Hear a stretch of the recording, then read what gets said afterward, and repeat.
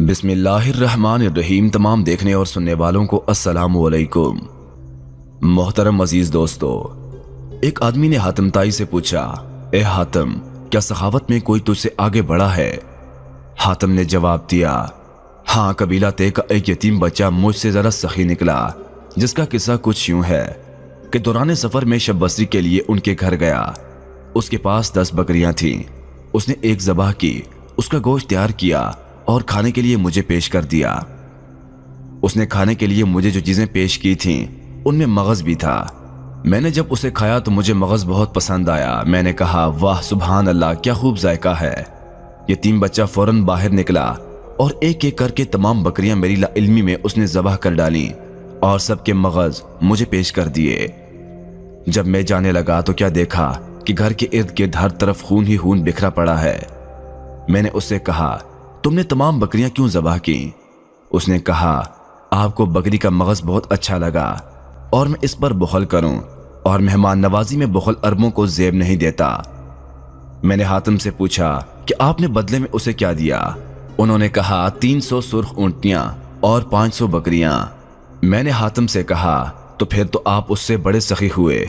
उन्होंने जवाब दिया, नहीं, वो मुझसे ज़रा सखी है, क्योंकि उसने अपना सब कुछ लुटा कर सखावत की, जबकि मैंने तो अपने बहुत से माल में से थोड़ा सा खर्च करके सखावत की है। नाज़रीन इकराम, यहाँ पर हम आपके लिए एक दूसरी बात ऐड करना चाहते हैं कि एक रवायत के मुताबिक जब बंदा नमाज के लिए खड़ा होता है तो अल्लाह ताला फरिश्तों से फरमाता है कि इसके जितने गुनाह हैं सब बदन से उतार कर एक ढेर में डाल दो, ताकि जब तक ये मेरे हुजूर खड़ा रहे पाक और सुथरा होकर खड़ा रहे। बंदा नमाज पढ़ता रहता है और गुनाह एक सिमत ढेर में जमा कर दिए जाते हैं। फिर जब वो बंदा नमाज पढ़कर वापस जाने लगता है तो फरिश्ते वो गुनाह पकड़कर अर्ज करते हैं, मालिक, ये गुनाह दोबारा इसके साथ ही लगा दें। तो रब ताला अज़ वजल फरमाता है, अब उतरे तो उतरे ही रहने दो। मेरा बंदा सुथरा होकर अपने घर की तरफ चला गया। इस रवायत से ये बात साबित होती है कि वो शख्स वाकई कितना बदनसीब है जिसको अपने रब अज़ वजल के हुजूर एक सजदा भी नसीब ना हो। आज अगर हर मुसलमान अपनी ज़ात का मवाजना खुद करे तो हम में ज़्यादातर अफराद का मामूल ये होता है, फजर का वक्त सोते हुए गुजार देते हैं, ज़ोहर अपने काम काज की जगह पर गुजार देते हैं, असर सुस्ती में गुजार देते हैं, मगरिब हल्ले गुल्ले में, और इशा थकन की वजह से गुजार देते हैं। एक और बात काबिल ज़िक्र है कि बाज़ लोग नमाज ना पढ़ने के बावजूद भी निदामत का इजहार नहीं और अपने जहन में ये ख्याल रखते हैं कि हम नमाज नहीं पढ़ते, लेकिन अगर वो हकीकत से आशना हो तो उन्हें पता चलेगा कि वो क्या नमाज नहीं पढ़ते, बल्कि रब उन्हें सजदे की तौफीक ही अता नहीं करता।